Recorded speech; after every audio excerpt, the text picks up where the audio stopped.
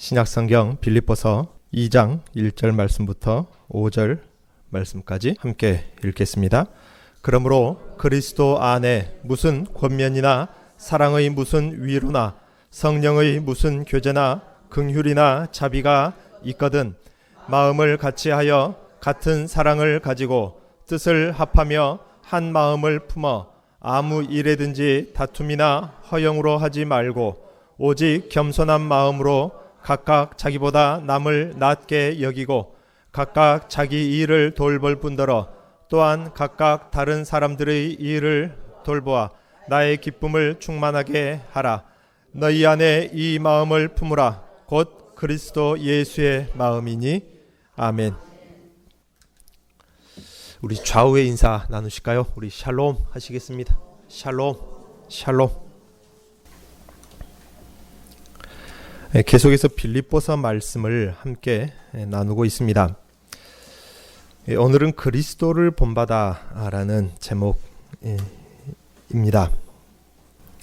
이 빌립보서를 보면은 바울 사도가 이 교회를 얼마나 사랑하는 교회였는가를 알 수 있습니다.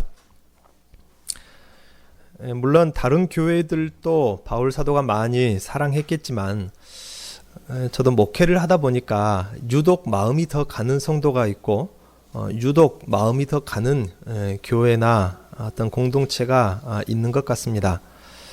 자녀들 중에서도 모두 다 사랑하지만은 그 중에 더 아픈 손가락이 있고 더 마음이 가는 손가락이 있지 않습니까? 바울 사도에게 있어서 가장 애착이 가고 사랑하는 교회가 빌립보 교회가 아닌가 생각이 될 정도로 바울 사도는 자기의 생명을 다해서 이 교회를 사랑하고 있는 것을 서신 글귀 하나하나에서 다 볼 수가 있습니다. 그런다 할지라도 그러한 빌립보 교회라고 할지라도 이 교회 안에 작은 분열이 있었던 것으로 보입니다. 오늘 본문을 보니까요.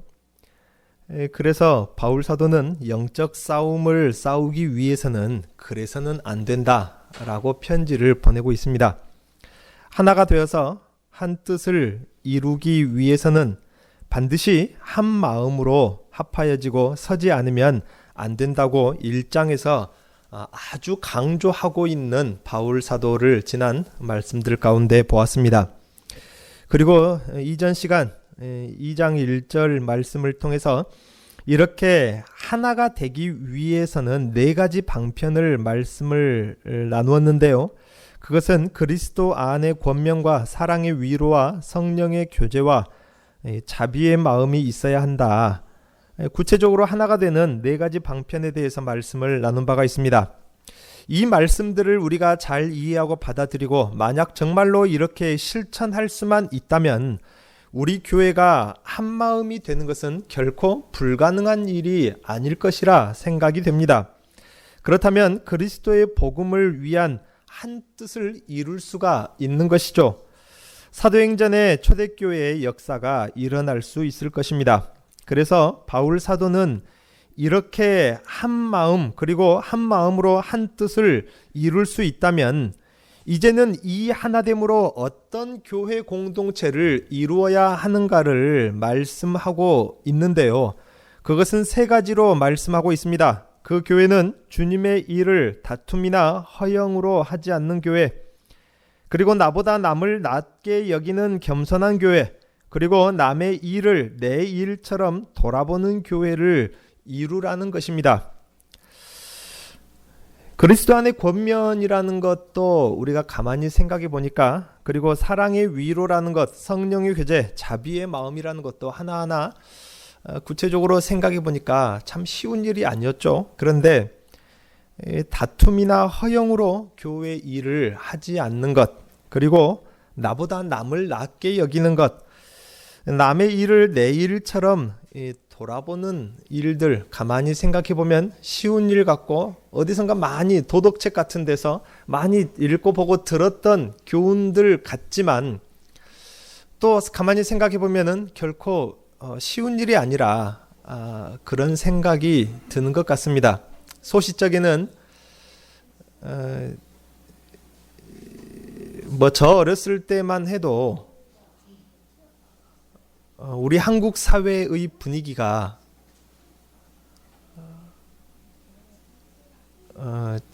어떤 의로움이나 명예를 물질적인 가치관보다 더 중요하게 여겼던 그런 분위기가 분명했습니다.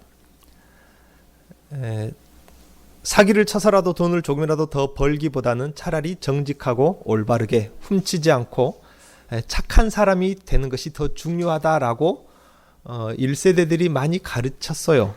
그런데 지금은 그렇지 않습니다. 착하게 살아봐야 그것이 너를 잘 살게 해줄 수 있느냐, 이것이 점점 퍼져가고 있는 우리 한국 사회 분위기입니다. 그래서 지금은 착하게 사는 것보다 조금 그렇게 살아도 차라리 남보다 더 부자가 되는 것이 더 중요하다라고 지금은 그렇게 가르치고 그렇게 직접 말하는 사람들도 굉장히 많습니다. 그러다 보니까 어릴 때 방금 말씀 나눴던 이런 교훈들이요. 다투지 말아라. 남을 더 낮게 여겨라. 남의 일을 내 일처럼 돌보아라. 이것을 소시적에는 여러분 많이 실천하려고 애를 쓰지 않았습니까? 그래지. 착하게 살아야지. 남의 것을 탐내면 안 되지. 그런데 살면서 그러면 안 되지. 라는 이 결심이 점점 무뎌집니다. 그리고 스스로를 모른 척해요. 그러면서 티만 안 나면 되지. 저 사람이 직접 듣지만 않으면 되지. 그렇게 무뎌지게 살다 보니까 이런 교훈들, 옛날 이야기 같은 그런 느낌이 들지 않습니까? 다투지 말아야지. 필요하면 다툴 수도 있지. 내 자존심이 예를 들어서 그냥 되는 대로 사라지는데 너무 익숙해졌다, 그 말입니다. 그런데 오늘만이라도 한번 가만히 생각을 해보아야 합니다. 빌립보 교회 같이 사랑이 넘치는 교회, 바울 사도가 사랑하는 교회 안에서도 다툼이 있으니까 이런 말을 하는 건 아니겠습니까? 다툼이 있었고 자기를 더 높이려 하고 남의 일을 돌아보지 않는 그런 작고 사소한 문제라도 분명히 있었던 것 같습니다. 여기 이 문제들로 나열하고 있는 것들, 이 공통점이 무엇입니까? 모두가 다 나하고 남, 전라도에서 놈이라고 하죠. 아까 어느 분이 놈이라고 말한 적이 있는 것 같은데, 나와 남에 대한 문제입니다.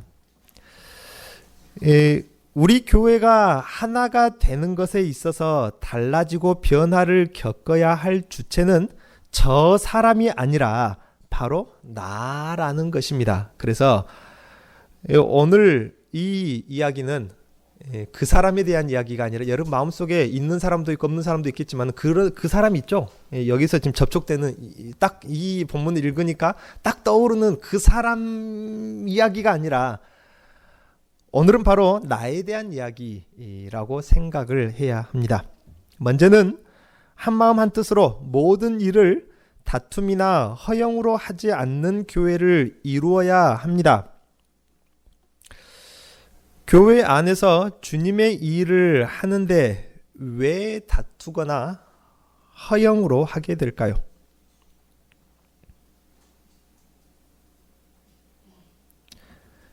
그것은 욕심 때문입니다. 무엇 때문이라고요? 욕심 때문이라고요. 다툼이란 게 무엇인가요? 다툼. 우리 아이들 맨날 다퉈요. 너무 힘듭니다. 다툴 때마다. 가정 예배를 드려보려고 무진장 예를 썼는데요. 이 아이들이 하도 다투다 보니까 그 아이들한테 화를 이만큼 내놓고 막 화가 막 나 있는 상태에서 우리 예배 드리자! 막 이렇게 예배 드릴 수는 없지 않습니까? 이게 가정 예배가요. 이 아이들 저녁에 4명이 다 모이면요. 얼마나 다툰가 몰라. 그래서 막 화를 이만큼 버럭 내놓고는 사도신경 하자! 전능과 사천지 이렇게 예배 드릴 수는 없겠더라고. 그래서 가정 예배를 실패할 때가 한두 번이 아닙니다. 우리 아이들도 다퉈요. 목사 아들들도 다툽니다. 똑같은 아이들이니까. 다툼이 무엇인가요? 왜 다투죠? 가만히 한번 생각을 해보십시오. 왜 다툴까요? 그것은 내 주장이 더 낫다, 라는 생각에서부터 출발을 하는 것입니다. 그래서 다투기 시작하는 것. 내 말이 더 맞는 것 같은데, 내 주장이 더 나은 것 같은데, 그런데 중요한 것은 그것에 우리가 자칫 그 표면적인 생각에 다투는 이유를 우리가 떠넘기고 맙니다. 무슨 말입니까? 중요한 것은 그것이 아니라 그 말이죠. 조금만 더 구체적으로 내 마음과 지난 경험, 다투었던 경험을 생각해 보십시오. 그렇다면은 내 주장이 더 낫고 상대방의 주장은 교회가 무너지게 만들 만한 그런 주장이었나요? 그렇지 않지 않습니까? 상대방의 주장도 터무니없이 잘못된 주장도 아니었습니다. 다 거기서 거기였어요. 그 사람의 주장이나 내 주장이나 거기서 거기고, 그 사람 말도 그 사람 입장에서 가만히 생각해 보면은 나름대로 일리가 있습니다. 돈을 더 들여서 아름답게 꾸며야 될까요? 돈을 조금 덜 아름답더라도 돈을 좀 아껴야 될까요? 어느 말이 맞을까요? 어느 것을 맞다 말할 수 없습니다. 아름답게 꾸미는 것은 하나님께 찬양을 드리는 것입니다. 최선을 다한다는 입장에서 돈이 조금 무리가 될 수 있고 부담이 되게끔 할 필요도 있죠. 그런데 이 돈이 하나님께 드려진 돈인데 헛판대로 헛반대 쓸 수 없다라는 말도 또 맞지 않습니까? 상대방의 주장도 터무니없이 틀린 주장은 아닙니다. 그럼에도 불구하고 다툼이 생기는 것은 상대방의 주장이 큰 사고를 낼 만한 주장이라서가 아니라 결국 무엇 때문입니까? 내 주장이 관철되지 못한 것 때문에 다투는 것이라, 그 말입니다. 조금 더 구체적으로 말씀드릴까요? 엄밀히 말하면은 자기의 주장이 관철되지 못한 것 때문이 아니라 자기 자신이 경쟁에서 밀렸다는 패배감, 상실감 때문에 다투는 것입니다. 이것은 무엇입니까? 자기 자신에 대한 욕심, 무분별한 욕심입니다. 교회 안에 다툼의 요인, 대부분의 분쟁의 요인이 바로 이것입니다. 상대방의 의견이 틀려서가 아니라 왠지 모르게 내가 말싸움에서 진 것 같고 패배한 것 같은 상실감 때문에, 나 자신에 대한 무분별한 분별력 없는 욕심 때문에 사실 교회 안에 다툼이 있는데 대부분의 분쟁의 요인은 바로 이것입니다. 그래서 말을 해도 어떻게 해라? 좀 이쁘게 해라. 이쁘게 해라. 너 사과해 하면은 4번이 3번한테 지기 싫어가지고 뭐라고 어떻게 사과합니까? 그래, 미안하다, 미안해. 그러면은 그 사과를 받은 3번이 아이고 저것이 미안해하고 있구나, 내가 괜히 화를 냈는데 아이고 미안해라, 그런 마음이 들겠습니까? 그러면 오히려 더 그 말을 들으면 화가 나. 사과를 해도 조금 상대방의 마음이 녹아지게 사과를 해야지, 미안하다, 미안해 이러면은 이거는 말을 해도 그래서 좀 이쁘게 해라는 말이 정말로 맞는 말이고 진리인 것 같습니다. 우리 교회는 일을 하면서 누군가의 주장과 나의 의견이 상충될 때가 분명히 있습니다. 이때에 내 의견을 강하게 주장하는 것이 내 자존심을 위한 강한 주장, 강요인지, 내 자존심을 위해서 내가 강하게 주장하는 것인지, 아니면 내가 강하게 주장하는 이유가 상대방 주장이 너무 틀려서 내가 그렇게 그토록 강하게 내 주장을 이야기를 하고 강요를 하는 것인지 가만히 한번 잘 분별을 해봐야 한다, 그 말입니다. 사실 대부분 전자의 이유 때문이죠. 내 자존심 때문에 점점 내 주장이 강해지는 것입니다. 이것은 그 이유가 무엇입니까? 왜 내 자존심이 그런 데서 상처를 받나요? 보통 사람들은 성경적으로 본다면은 의라는 것을 잃은 상실감 때문입니다. 기본적으로 사람의 심리는 나는 의로움에, 나는 의롭다, 난 충분히 명예롭다, 나는 하나님께 충분히 인정을 받고 있다 라는 그런 마음에서 시작되는 것이 아니라 나는 하나님으로부터, 신으로부터, 절대자로부터, 다른 누군가로부터 인정을 받지 못하고 의롭지 못하다는 의에 대한 기본적인 상실감이 있습니다, 사람의 영혼에는. 그렇기 때문에 그 자존심이나 혹은 인정받지 못하거나 하는 그런 상황에서 사람은 감정이 격하게 되기도 하고 분쟁의 요인을 가지게 되기도 하는 것입니다. 그리고 아까도 말씀드렸다시피 이것은 자기 자신에 대한 욕심 때문이죠. 그렇기 때문에 바울 사도는 모든 주의 일을 함에 있어서 다툼으로 하지 말 것과 허영을 같이 이야기하고 있습니다. 허영이라는 게 무엇일까요? 허무하고 헛된 영광, 잘못된 영광, 왜곡된 영광을 말합니다. 영광은 모두 주님께 돌려져야 할 것인데 그 주님께 가야 할 영광이 왜곡되고 방향이 잘못됐다 그 말이죠. 영광이란 게 무엇인가요?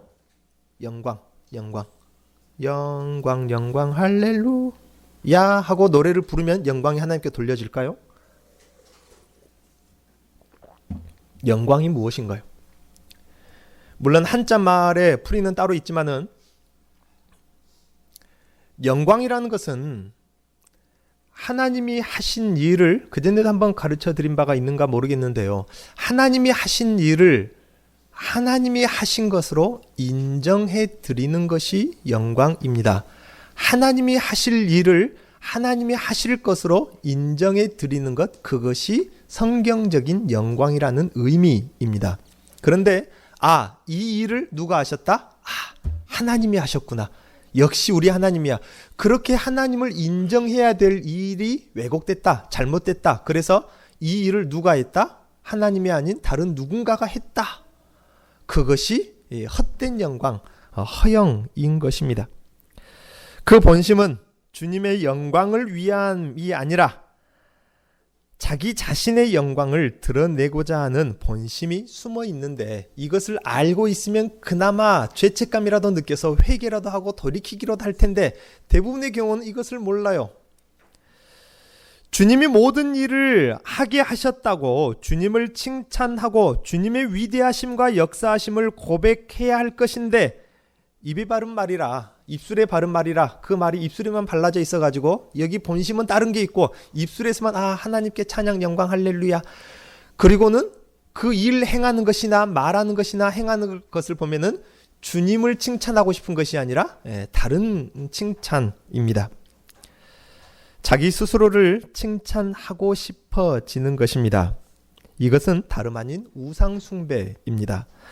주님의 위치에 자기 자신을 놓고 자신을 칭찬하며 영광 돌리며 자기 자신을 섬기고자 하는 것입니다.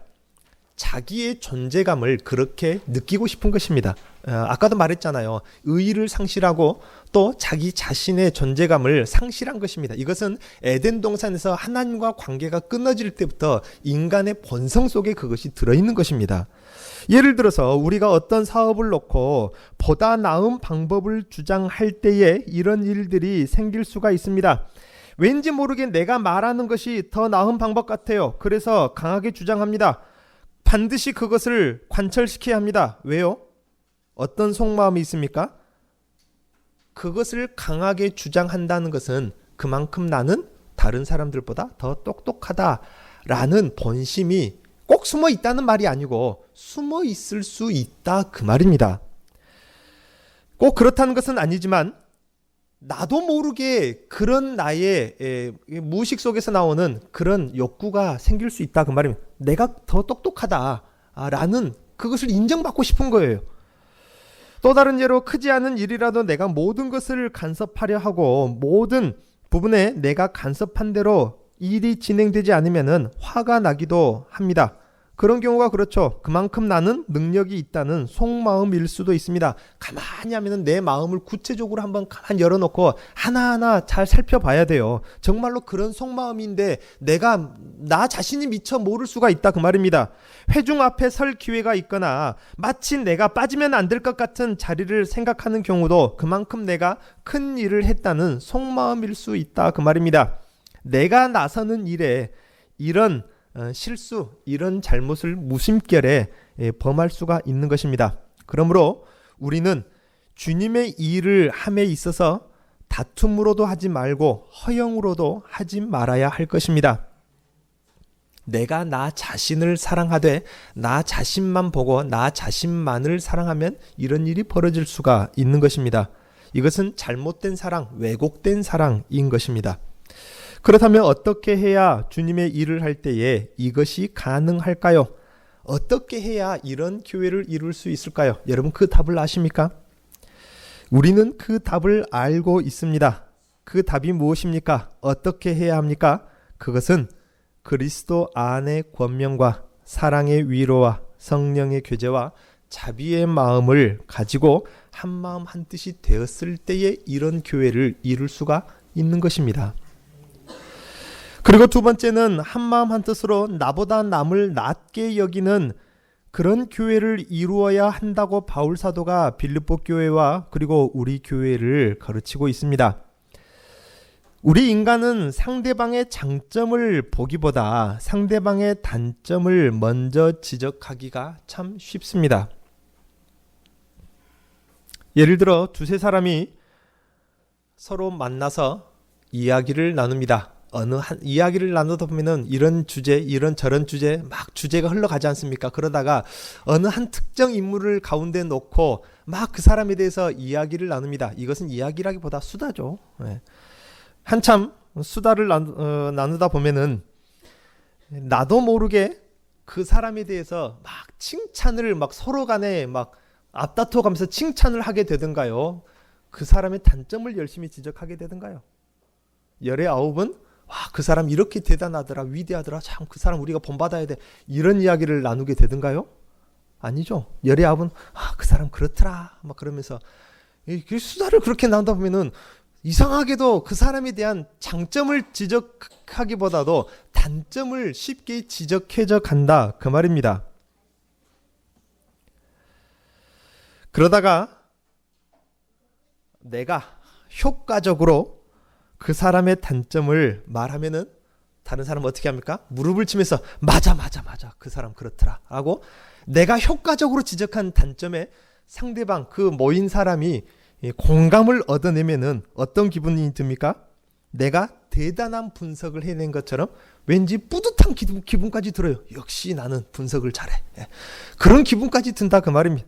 제가 너무 지금 신랄하게 지금 너무 노골적으로 제가 지금 이야기합니까? 그래야 이 말씀 우리가 이해할 수 있어서 그래요. 중요한 것은 왜 그러냐는 것입니다. 그것은 우리 스스로가 의의를 상실한 죄인이라는 것을 말하는 행위와도 같은 것입니다. 자녀를 여러 명 낳아서 여러 명 키워본 자식들을 길러본 양육해본 경험이 있는 분들은 이 말씀을 충분히 이해할 것입니다. 아직 사리 분별이 부족한 어린 아이들일수록 예를 들어서 1, 2, 3, 4번 중에 몇 번을 지적하고 야단을 쳐요. 그러면은 그 바로 밑에 아이는 뭐라고 이야기합니까? 기회는 이때다 싶어서 자기가 이렇게 잘한 면이 있다라고 열심히 자기의 잘한 것을 상대적으로 엄마한테 칭찬받으려고 자랑을 해요. 그런 경우 정말로 우리 집만 그럽니까? 분위기가 우리 집만 그런 눈빛인데 아이를 많이 낳아서 키우다 보니까요 별의별 것을 다 봅니다. 나 이래서 이러면 안 돼. 너 왜 밥 그렇게 남겼어? 그러면은 아니나 다를까 다른 아이가 밥그릇을 보면서 엄마 나는 밥을 다 먹었어요. 의라는 것이 무엇입니까? 법정 용어입니다. 자격이 있다, 인정을 받는다라는 쉽게 말하면 그런 뜻입니다. 사람들은 에덴 동산에 쫓겨날 때 하나님으로부터 우리의 영혼, 우리의 근본부터가 하나님으로부터 의를 잃었어요. 자격을 잃었다 그 말입니다. 그래서 사람의 본성 속에는 무엇이 있습니까? 인정받고 싶은, 자격을 받고 싶은 그런 본성이 있다 그 말입니다. 그러다 보니까 상대방의 단점을 효과적으로 지적해서 공감을 얻어내면은 뿌듯한 마음이 드는 이유가 바로 그것 때문입니다.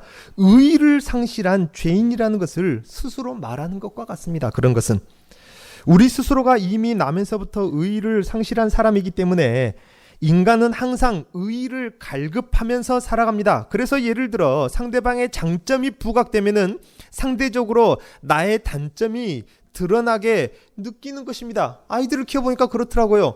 한 아이를 열심히 칭찬해줘요. 그래서 가만히 제가 다른 아이를 봅니다. 보통 3번, 4번 문제죠. 항상 어느 집안이나 3번, 4번이 그래요. 4번을 열심히 칭찬해주면서 3번 눈치를 가만히 보면요. 갑자기 화가 이만큼 나 있어요. 예, 자기 칭찬 안 해줬다 그 말인 것입니다. 상대방의 장점이 부각되면은 괜히 내가 뭐가 아파요? 어디가? 배가 아픈 거예요. 그래서 저도 그렇더라고요. 이건 구체적으로 말하면 안 돼요. 네, 아무튼 상대방이 잘 되면요 괜히 배가 아픕니다. 네, 물론 그래도 기도는 해줘요. 제 일이 기도하는 일을 축복하는 일이라. 그래서 내가 상실해버린 잃었던 의의를 찾고 싶고 내가 의인이라는 것을 느끼고 싶어가지고 오히려 상대의 단점을 지적하게 되는 것입니다. 그러므로 우리는 상대의 단점을 비판하기를 좋아하는 그런 나 자신을 느끼는 순간, 그런 나 자신이 되어 있는 순간 반드시 이 생각을 해야 됩니다. 아, 내가 또 내 의의를 드러내고 그러고 싶을 만큼 내가 죄인이었구나. 내가 또 의의를 갈급하고 있었구나.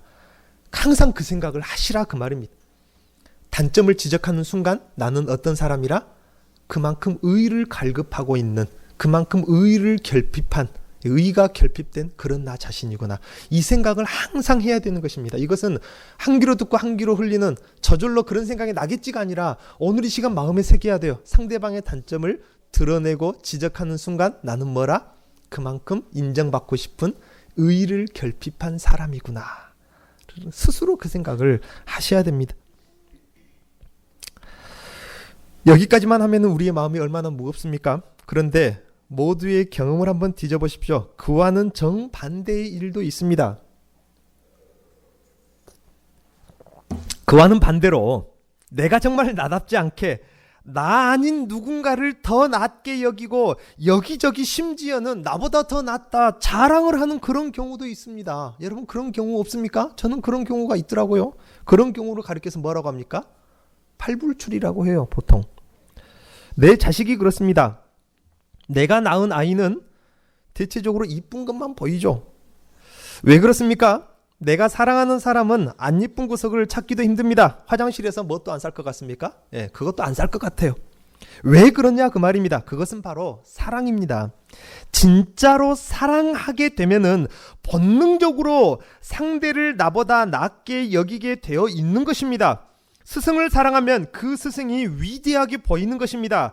제자를 사랑하면 제자들이 자기보다 더 큰 인물들이 될 것처럼 보입니다. 아내나 남편을 사랑한다면 여자보다 아름다운 사람이 아내라는 것을 알게 될 것이고, 남편을 사랑하게 되면은 남편은 남자보다 더 멋있다는 것을 알게 될 것입니다.